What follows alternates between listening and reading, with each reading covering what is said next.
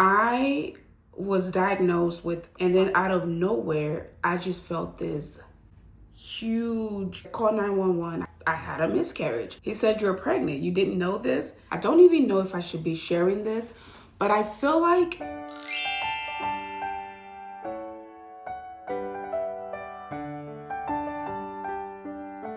hi family, welcome back to the channel. Thank you so much for coming back. Today's video is a very sensitive topic for me. I don't even know if I should be sharing this, but I feel like I share a lot with you guys, and you guys have really grown with me throughout my journey here on YouTube. It's been going on 8 years, y'all. I think a little over 8 years since I started YouTube. A lot of you don't know this about me, but I am an OG because I know that a lot of you are new as well. So I'm what you would consider an OG YouTuber, but I feel like there are more OGers than me because there are YouTubers who inspired me to, get into the space. And so I watched them for years and I got inspired, and that's how I started my channel too. But I will say, to give myself some credit, when I started YouTube, it wasn't as saturated as it is now. Content creation as a whole wasn't as saturated as it is today. So I say that to say my journey started a long time ago, and a lot of you have been a part of it. And a very critical part of my journey was sharing my health concerns or struggle. And for those of you who don't know what I'm talking about, I was diagnosed with fibroids when I was pregnant. Before this, I didn't know that I had fibroids at all. I never ever had any kind of symptoms. And I want to remind everybody that this video might be a little sensitive for some people, and it's also for a more mature audience. But anyway, I say that to say I was diagnosed with fibroids at a very early stage of my pregnancy, only because I started having very severe symptoms. But before that, I never ever knew I had any kind of fibroids. I was very healthy. And a lot of times what makes a lot of people know that they have fibroids is their periods are heavy, painful, long, lots of cramping, lots of bleeding, lots of just discomfort. Whereas for me, I grew up in the house with a few girls, and I actually used to brag that I had the best period out of everybody, TMI, but mine would be 3 days and it's done. By day 3, I'm done, and then maybe 1 or 2 more days of very light spotting.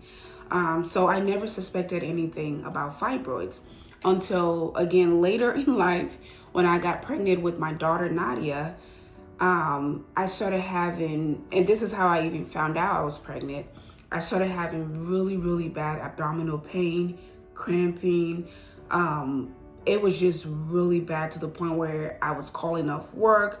I would just lay down and cry all day, and it was excruciating. So I ended up taking myself to the emergency room one day, and I've actually made a video on this when I had my daughter, and a lot of you have seen it, but I'll link it down below so you guys can see. It's very emotional. It just talks about my journey through my pregnancy, my very difficult pregnancy. You would think I was like a 60-year-old at that time trying to have a baby. It was impossible. It was so impossible. But anyway, I ended up going to the emergency room, and they did some tests to try to figure out what was going on. And one of the tests they will do if you're of age is a pregnancy test. So they did an ultrasound, they did a pregnancy test, they did a whole bunch of blood work, lab work, and things like that. And the doctor came back and said, "You have fibroids. You have about 8 fibroids, and they are growing. They are growing rapidly because of your estrogen. Your estrogen level went up because you're pregnant." And I was like, hold on, wait a minute, rewind. What did you say? He said, "You're pregnant. You didn't know this?" I said, "No." Mind you, I was almost 2 months at that time. And so I was like, "No, I didn't know." He said, "Yes, The reason your fibroids are acting up is because you're pregnant, and when you're pregnant, your estrogen levels go up. And because they're up, your fibroids are not only feeding off of that, they're also fighting for the space of the to-be baby, you know. I was so confused by this. Little did I know that this 9 months, or I guess 7 to 8 months at that time, was about to be the worst time of my life. So I went home, and when I tell you I had the worst pregnancy, one of the worst pregnancies, and I've only had one, and it was the worst. And this is the reason I named my daughter. Her native name or middle name is Tiwon, and that's where we get TT from, for those of you who don't know, and that means surprise. So just to give you guys a little rundown, I was so sick during my pregnancy that I tell people I spent about 80 to 90% of my pregnancy in the hospital. And so I had this happen twice. When I was about 4 months pregnant, I was laying in bed, sick as a dog. Couldn't really do much. I was placed on bed rest. I remember I was working as a nurse at the hospital at this time, Mount Carmel Hospital. And I ended up being put on bed rest because I was sick all the time. Just excruciating pain. And so I'm home, I'm in bed, I'm just watching TV. I'm feeling pain here and there. I was on medication at this time. And I'm feeling pain. And then out of nowhere, I just felt this huge, just like excruciating pain. It traveled from the upper part of my abdomen down to like my pelvic area. And then I just felt this gush of fluid, as if I had like peed my pants. And when I looked down, I saw a whole lot of blood, and I started crying. I was like, no. Please, God, please, God, please. And so I started to like do Kegels as I try to get out of bed. And as I walked out of bed to go to the bathroom, there was like a trail of blood following me. I went and sat on the toilet because the blood was still coming out. It was just coming out, gushing out. And so I started crying, and I was like, oh my God, I had a miscarriage. And I was crying. I called my daughter's dad at that time. He was at work. He said, call 911. I called 911. They came, they were banging at the door, and they were like, you need to, because the door was locked, and the thing, the hotel lock, however you call it, was behind it. And so I had to crawl to the door to let them in. And again, a trail of blood. When I got to the door, they grabbed me, put me in the ambulance, and took me to the hospital. Like I had a miscarriage. And so we get to the hospital, and I'm crying. I'm in pain. I'm crying because I'm in pain, but I'm also crying because I felt like I had lost the baby. So I get to the hospital. They did an ultrasound, and the first thing everybody thought that's why I was there. I had a miscarriage.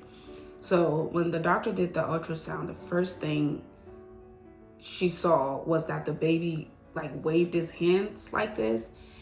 And everybody was shocked. Everybody was shocked because when I sat on that toilet, I'm talking blood clots. Like it was bad. I don't even want to describe it. But again, go watch that video. You'll get the whole tea on it. But they ended up finding out it wasn't a miscarriage. It was actually something called fibroid degeneration. So as the baby grew, the fibroids grew. And sometimes when they get restricted of blood flow, they end up shrinking and dying. And that's what had happened with that episode.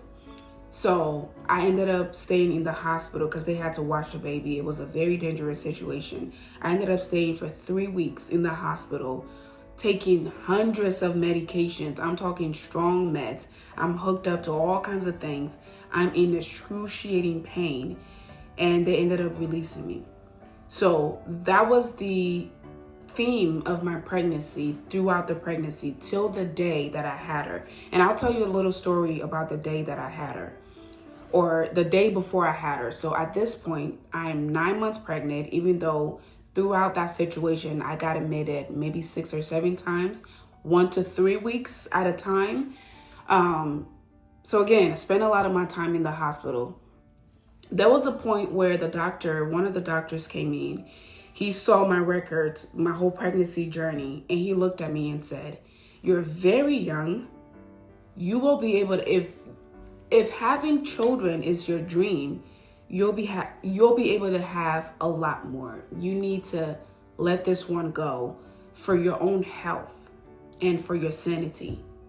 The doctor looked at me and said that. Because even them, based on the labs and everything else that had happened, nobody thought that I would have this little girl. Nobody believed that I could have this child and carry her to term and also have a healthy baby. They all were shocked, or they all didn't think that would happen. So when the doctor told me that, I'm stubborn.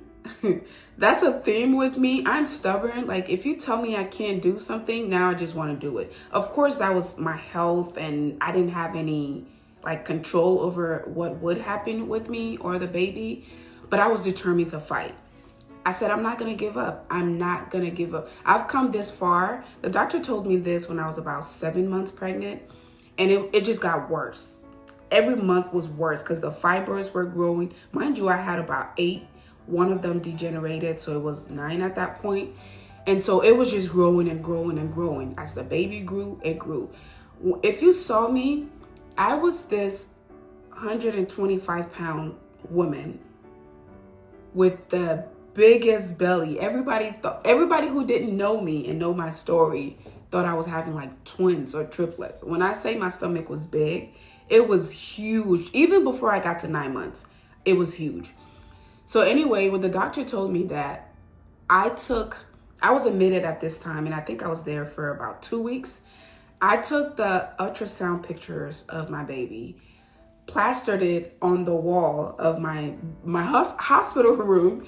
I'm talking like 10 pictures. Every time they did an ultrasound, they got a picture. That was a sign to me that she's still there, she's still fighting, so I'm gonna still fight. So I plastered it all over the hospital room. And I ended up naming her. I named Nadia when I was pregnant. So I told all the doctors and all the nurses not to refer to her as the baby.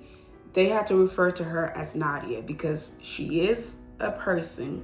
She's gonna be here. She's gonna survive. And that's going to be her name. And the name Nadia has a lot of meanings, but it means strong.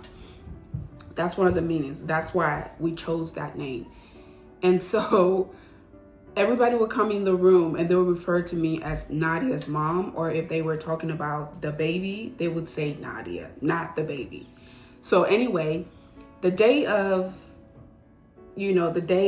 I was supposed to go into labor, I was 9 months and 2 weeks pregnant. Not only did I carry her to term, she was late. She didn't want to come out.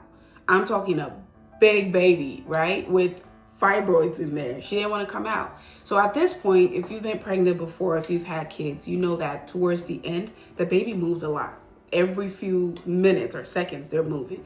I get up this Saturday, and again, I'm home by myself, and I go to take my normal walk. The baby doesn't move. From about 5 a.m. that morning, I did not feel anything.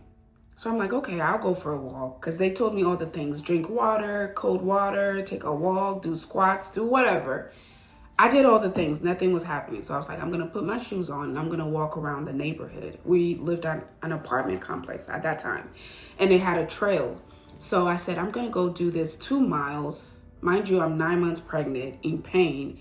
But I was like, I need to figure out what's going on. So before I could get to the actual, before I could walk through the apartment complex to get to the trail, I started having severe pain. So I turned around, started to waddle back to our apartment, and we were all the way in the back.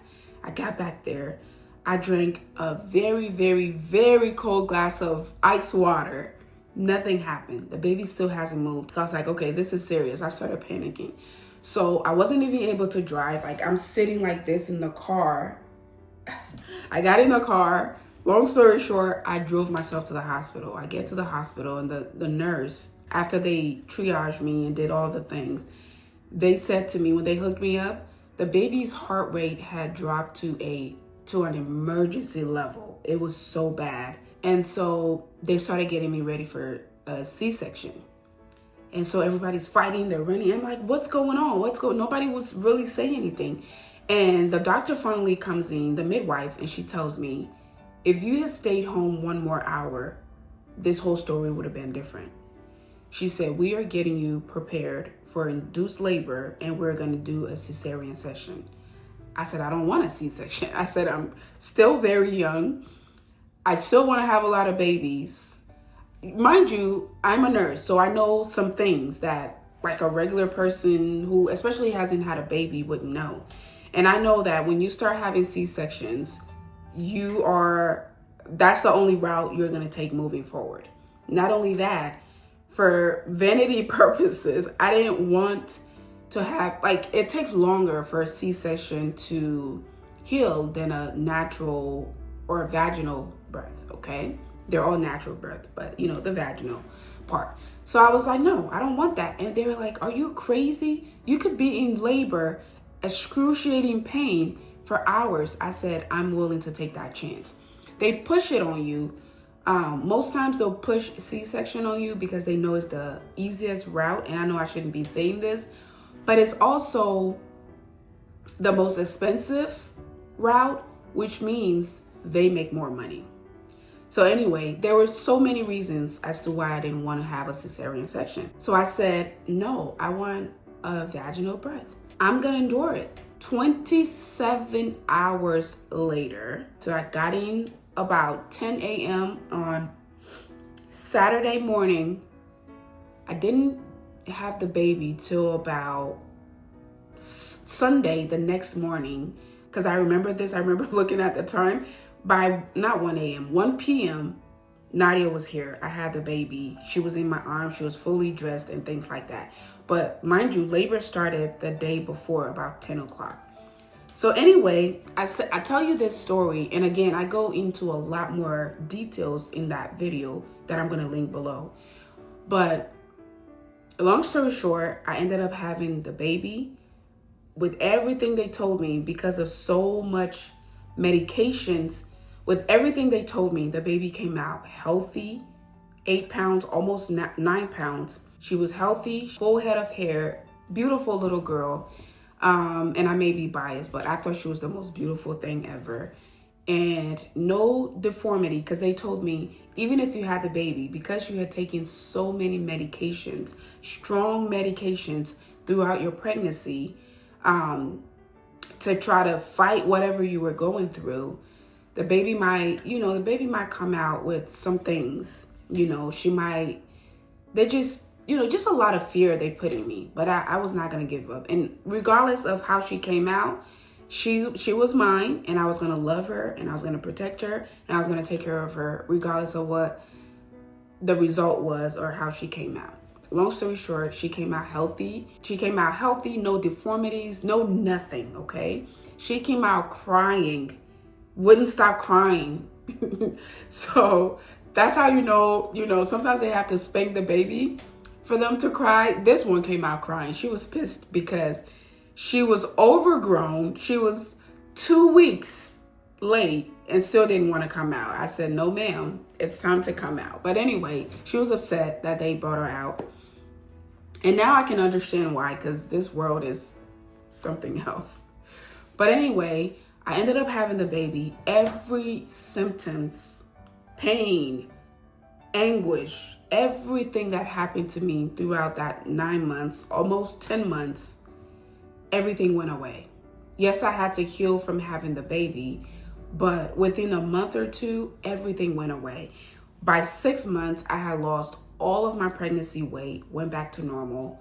Fibroids looked like they all disappeared, and I went back to living my regular life. But recently here, I want to say about 9 months now, out of nowhere, I've been having a lot of issues.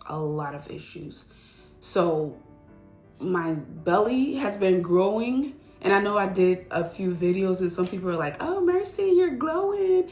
Your belly, you know, you look like you're pregnant and this and that. And I want to remind people to be kind to people on the internet, because you never ever know what people are struggling with or what people are going through. For me, it doesn't bother me at all. It doesn't bother me because I have been, like I said, I have been on social media for going on 8 or maybe even 9 years. I was on social media for 2 years before Nadia was born. So if you calculate the pregnancy and then now she's 7 years old, that tells you how long I've been here, right? So tough skin, thick skin, I have it all. I've seen the worst of the worst, and the worst of the worst has happened to me. I've been betrayed by close people and exposed and all the things. So like they truly say, what doesn't kill you makes you stronger. So I feel like I've gotten stronger. So I don't get bothered by a lot of negative comments or a lot of mean comments. Like if you come to my page thinking that if you say something mean or rude to me, it's gonna hurt my feelings or deter me, it doesn't work for me. Like I don't have feelings as far as social media goes. I just post my content. The people who it's meant for will find it and they'll go their way. But you do have people who are sensitive, people who are really going through things. Like when people ask people about, when are you going to have another child? Or when are you going to have a baby? You got married. When are you going to get pregnant? Or you're getting older. When are you going to, like, you have to be very, very careful, because you never, ever know what someone is going through. So like I said, recently here, one of the comments I've been getting is, your stomach is getting a little big, or, you know, you're glowing, or Mercy looks like she's having a baby and things like that. So I saw the actress Lupita Nyong'o. She talked about this, and it really inspired me to share more of my story. Like I said, I've shared it before with you guys, but the symptoms and everything went away. So for almost 6 years now, I haven't really had any kind of symptoms, but then it started to come back again. So like I said, about 9-10 months ago, I started to have abdominal pain. I started to have really, really painful periods.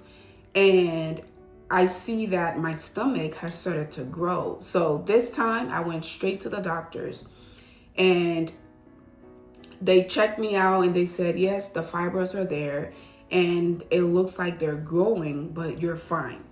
So about, I want to say a month ago, I was, again, minding my business, and I had this excruciating pain.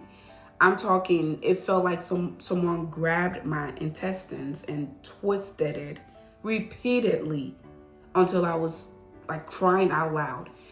And I'm like, dang, what's going on? So I went to the ER and they did a CAT scan, they did ultrasound, internal and external ultrasound, and they ended up telling me that not only are my fibroids back, they have grown. One of them is like 9 inches. The rest of them are between 7 and 8 inches, and I have about 9 of them. And that's where the pain is coming from. And so again, it's very, very, very, very annoying, very painful. My fibroids, unfortunately for me, everybody has different symptoms. Some people can't even conceive or have children when they have fibroids unless it's taken out. And based on where your fibroids is, it can cause a lot of issues. Like I said, with bleeding, heavy bleeding, cramping, things like that. For me, some of the things that happens to me is constipation. I get so constipated that I feel uncomfortable. I have to take other things to be able to ease myself. Another thing that happens is my belly starts to grow because my fibroids are right there in my uterus. That's why I told you all the story with the baby, because when I conceive or when I get pregnant, the baby is supposed to grow in the uterus, but the fibroids are also there. So they're fighting for space. They're both, as the baby grows, it tries to push the fibroids out of the way. The fibroids grow, they try to push the baby out of the way, and I'm left with a war inside of my body, right? And so not only that, I've noticed that, you know, I usually keep a certain weight. My weight has always been, since high school, since I can remember myself as an adult, my weight always fluctuates between 10 pounds. So I can go 10 pounds up or 10 pounds down. But recently I started to gain weight, and I went, I think, up to 20 pounds. And not only that, it doesn't show anywhere else, but in my abdomen, I started to look like I was pregnant, about 5 months pregnant. So when I had that episode, I went to the hospital and they did the ultrasounds and, you know, all the screenings. And the doctor told me that if I didn't see the results, I would think that you are a woman who's about 5 to 6 months pregnant. Your uterus is about the size of a 5 to 6 months pregnant woman. I wasn't surprised because I had gone through this before, but this time, just to clear the air, I'm not pregnant. You'll see that a lot of females who have fibroids, sometimes they look like they're pregnant, and people assume that they're pregnant, and then sometimes it goes away. The reason for that is not only is the fibroids growing, but one of the biggest things, which is one of my symptoms, is I get very, very bloated. Sometimes the bloating can last just a day. Sometimes it can last up to 5 days, where I'm bloated to the point where I look like I'm pregnant. And so based on what I have going on in my life, whether it's an event or I'm traveling or I'm filming content, if you catch me around that time, I look like I'm pregnant. And that, again, is what a lot of women struggle with. So I can go from having a 6-pack one day to looking like I'm 6 months pregnant the next. So I wanted to share that with you guys. I know that being an influencer or a public figure, and this is something I'm very, very passionate about, is showing both sides of the coin. Yes, you might see women looking beautiful, you know, they get the work done. I personally have not had any work done since I started my journey. Not because I can't or don't want to, I just have not. I don't feel the need to. So, but I know that a lot of women, which is perfectly fine, a lot of women, when they get their money, they get their bag, the first thing they want to do is improve their looks or work on something that is a insecurity for them. So whether it's like a breast implant or a BBL or rhinoplasty or facial work, facelift, facial balancing, this and that. I have not done any of that. I think the only thing I've done that you guys know about is I got my eyebrows microbladed. That's the only thing I've done. So my whole life, I haven't had any surgery, any kind of surgery whatsoever. So you'll see that my body changes over time. Botox, none of that. I've never done a lick of Botox. So again, sometimes I come on camera looking one way, another time I come on camera looking another way. That is normal. That's what normal humans do. So again, being an influencer, I know a lot of times people will compare themselves to influencers and, oh, she's this age and she looks like that. How come I don't look like that? Or she has this amount of kids and I don't have it. Or, you know, her body looks this way and my body doesn't look this way. I am very, very passionate about just telling the true and real story about what really happens, regardless of who you are. Whether you're an influencer or not, we all have our battles that we fight. Some people have incurable diseases. Some people are perfectly healthy. Some people have done cosmetic procedures to improve their looks. Some people have not. So we're all different. And I just wanted to, you know, put this message out there that especially with fibroids, this is something that is very, very common in women, especially Black women. We are at a higher risk of having fibroids than our counterparts. So if you're going through something like this, I encourage you to see a doctor, look into it, keep up with your doctor, because again, the symptoms the signs and symptoms of fibroids are different for everyone. Some people are not able to conceive just because they have fibroids, and it could be because it's blocking, maybe where your fibroids are, they're blocking your fallopian tubes, or maybe they're within the uterus. They can be anywhere, right? Anywhere within that area. So again, it's very, very important that you go and see a doctor, get it checked out, really, really know your body and know what your symptoms are. But I also want you guys to know that if you're going through something like this, you're not alone. I am a big YouTuber or whatever you want to say, but I have something that bothers me. And especially recently, even though the symptoms started before when I was pregnant, this time I'm not even pregnant. And now I'm having, maybe it's because I'm getting older. I have a birthday coming up in a few days, really, in April. April 14th is my birthday. I don't know when you guys are going to see this video, but I have a birthday coming up. I'm going to be 1 year older. So this happened over 7 years ago. And so, yeah, I'm getting older and my body is starting to change, and some of those things are starting to just happen on their own. And again, I wanted to come on here and just encourage you guys to keep an eye out on your body. You can have a lot of worries, right? But if you have health issues, that's your only worry, because now your only goal is, how do I get healthy? And so a lot of us, especially Black people, we tend to put our health aside, maybe because some of us, a lot of us, look younger than our age. You know, we don't know our family histories, just things like that. But as a nurse and as a fellow woman and a fellow internet enthusiast, I want to tell you to keep an eye out for your health. Take very, very good care of yourself, especially if you're getting older. Put yourself first. A lot of the things that you used to be able to do, you might not be able to do anymore. And it's because you're getting older. And when we get older, just like with anything, when we age, those health issues start to come in. I didn't have to share this, but I really, really got inspired by Lupita. And I know that a lot of you look up to me. A lot of you tend to look up to influencers, celebrities, and just only see the good part.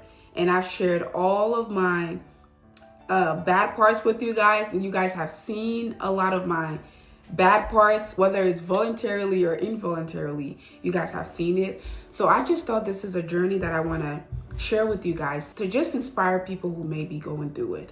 So yes, you're not alone. We're all in this together. And the one thing I wanted to tell you guys, that my doctor, who I'm working with to try to manage my symptoms and manage everything that's going on, they gave me a few options that I'm still thinking and praying about.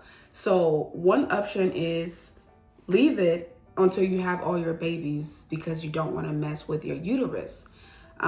So leave it until you have all of your babies, if you still want to have more babies. And then once you're done and you're fully done, then we can go in and surgically remove it. Or you can remove it now.